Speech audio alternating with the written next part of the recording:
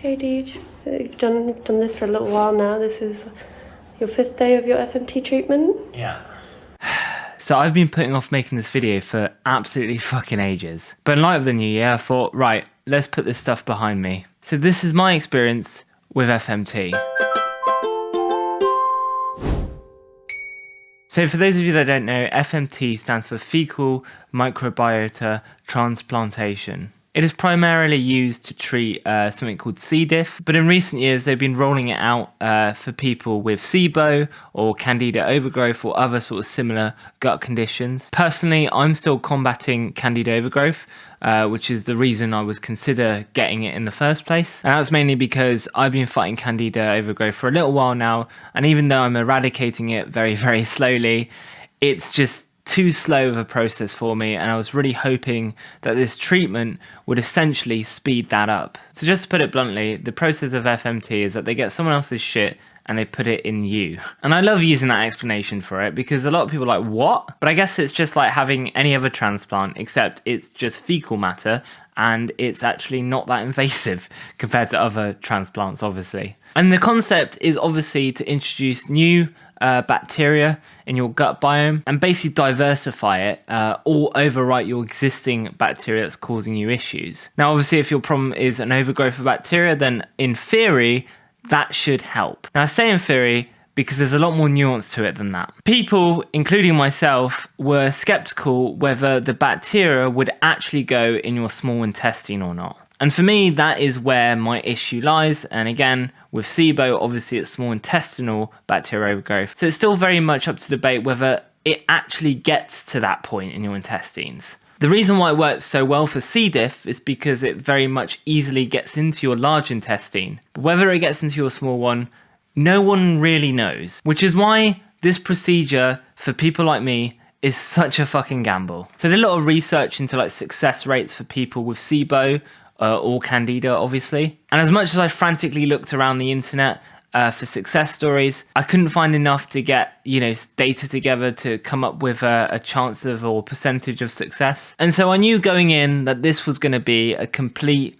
well, more or less a stab in the dark. But like a lot of people in my position that suffer daily, I really wanted to believe that FMT could potentially be this cure for me. I can't disclose which clinic I went to just for legal purposes for this video, because then they would treat it more as a review of their service rather than the FMT generally. And although I'm going to keep it more as a general review, there are a few things that I obviously want to talk about, and if I don't mention their name, then I'll be absolutely fine. But there are very few places in the UK that do FMT, so you could probably easily find them if you tried. And especially ones that do it near London, and I'll leave it there. I paid around £5,000 for my FMT, so naturally I had to start a GoFundMe page to try and get people to help me afford this thing because I obviously didn't have that money. Luckily enough, a few close friends donated, which I really appreciated, but unfortunately I didn't raise enough to actually pay for the whole treatment. I had enough to basically put a deposit down,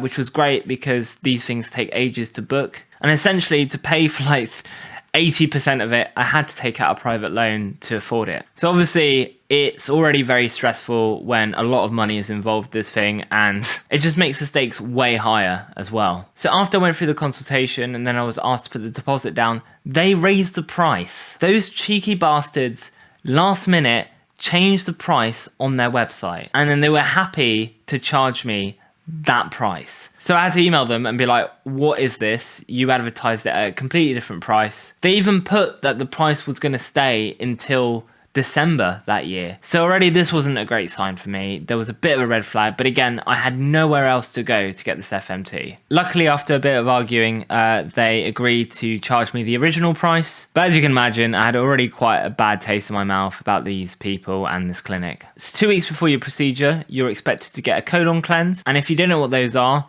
they're pretty horrible, if I'm being honest. In my experience, they're actually worse and more painful than the actual FMT themselves. If you're like me, back then I had a lot more bloating and gas, and it just makes the process so much more painful than it needs to be. And the idea of a colon cleanse, like it says in the name, is to basically clean you out. And they need you squeaky clean for an FMT. So I had one 2 weeks before the FMT, and then on the day of the FMT, they give you another one. And this one's really thorough because it's the one before, obviously, the procedure. So they want to make sure that, you know, nothing's going to disrupt it and that you're utterly clean. Now, my FMT program was actually 10 days, so they sort of spread it over 2 weeks. So 10 implants, one every weekday, and each implant is actually from a different donor. So in theory, it should be really, really diverse. I'm usually okay with sort of medical procedures and operations and stuff.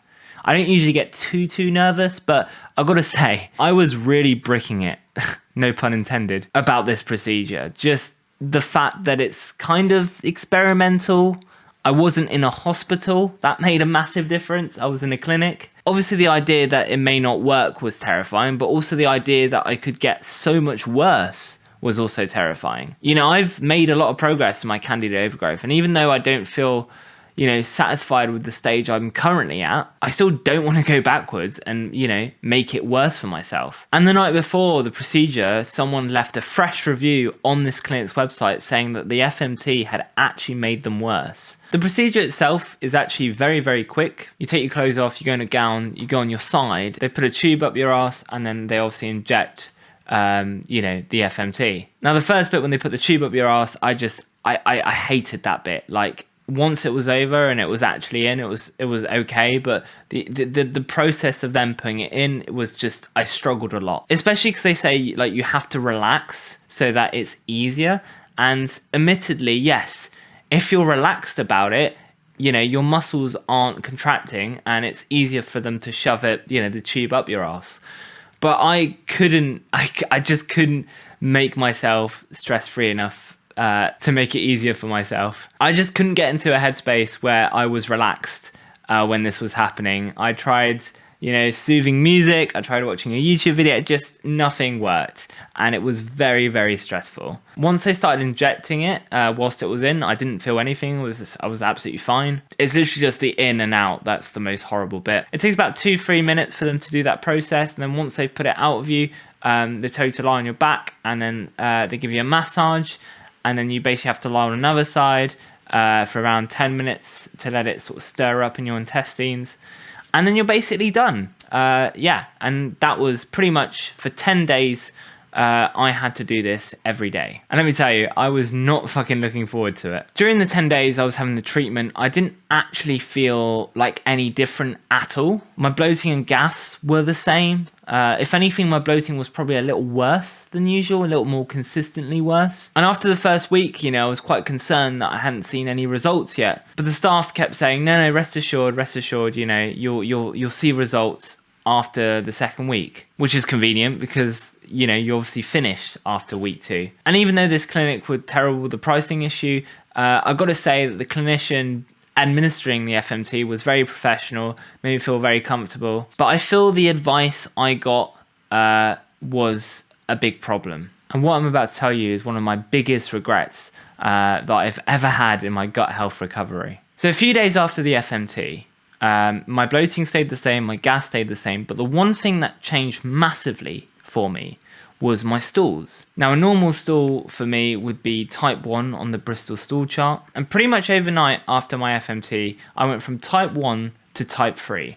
And type 3 is considered, you know, normal and healthy. And that's when I discovered something I didn't actually know. And that was the fact that I was actually chronically constipated. I didn't realize that every time I was curing my candida overgrowth, the constant constipation that I had was actually refeeding the yeast that I was trying to kill. And most people would go, well, how do you not know you're constipated? But that's because I thought constipation as the sort of stereotypical that you don't go to the toilets for like days or weeks. Whereas I still went regularly, maybe even too much, like 8-9 times a day. I went every day. So I didn't associate that with constipation. But actually, you need to look at your stools in the Bristol stool chart, because that will tell you whether your stool is normal or not. And I had type 1, which is seen as constipated stools. And what frustrates me is that no gastroenterologist ever told me this. They never did a stool sample on how my stool actually looked. It was always looking for, you know, what kind of bacterial yeast was in it. So I went to the FMT clinic and I said, look, actually, something that's changed is my bowel movements and my stools. I'm having normal bowel movements. I'm only going once or twice a day compared to what I was doing before, which was like 8-9 times a day. And secondly, my stools have actually changed. Like, they look more healthy now. They look like someone else's stools. In which they responded, okay, great, well, it seems like the FMT is working. And obviously having this epiphany that, this constipation was basically refeeding my candida overgrowth, I said to them, okay, great, well, I would like to go on some antifungals again and try my supplements to make sure I can really kill candida now that I've sorted out, the constipation issue. In which they were like, absolutely do not do that. If you do that, we can't guarantee anything about this procedure, and we really heavily would not recommend it. And I listened to them. And unfortunately, my constipation literally came back 3 months later. I didn't take any supplements. I didn't change my diet. Literally nothing changed. I went to my gastroenterologist a few weeks later, and he said to me that would have been really good to try antifungals at that time because candida can cause constipation itself as a symptom. So it can be a horrible cycle. And unfortunately, I think that's where the clinic really went wrong. The fact that these people administer the FMT, that they're trained to, that's fine. But the fact they don't have any trained doctors in this area is actually really concerning. It might have been the difference between me actually having successful FMT treatment to part success. You could argue that the $5,000 I spent essentially gave me information about the constipation. But in essence, I don't think that money was worth that. I wish I'd done it my way. I wish that I'd gone, no, do you know what? I'm going, at my own risk, I'm going to try these antifungals and see what happens. So the big question is, do I recommend FMT? And my answer is not at this stage. I think there's so much research that needs to be done in this area, and I think it could be a viable option for people with SIBO and Candida. But I don't think now's the time to gamble your money on something that may or may not work. There's just not enough research for people with SIBO or Candida or other sort of similar gut issues. If you're asking for C. diff, that's a completely different discussion. And even though I've seen a lot of success stories for it, I personally don't have C. diff, so I'm not going to comment on that. I see FMT as this super probiotic. And if you're someone that's tried probiotics, and I mean the really strong ones like 450 billion, and they haven't had an effect on you, I believe that FMT will do nothing for you. But again, that's my opinion about the limited research there is out there about FMT. And I really hope that my experience has been useful to you. Again, I'm not going to say I regret that I had the FMT. I just regret how the clinic handled my situation. Obviously, the FMT's put me in a lot of debt, but it's not just that. It's paying for private doctors, endless supplements, medication. So if you do feel like supporting this channel, you can go over to my Patreon. I've also got a Candida and SIBO protocol on there if you do become a Patreon. And if you just want the protocols, you can just cancel the instant you get them. No hard feelings. And if you do like this kind of content, please do consider subscribing. Although I promise you, I'm not getting another FMT anytime soon. See you in a bit.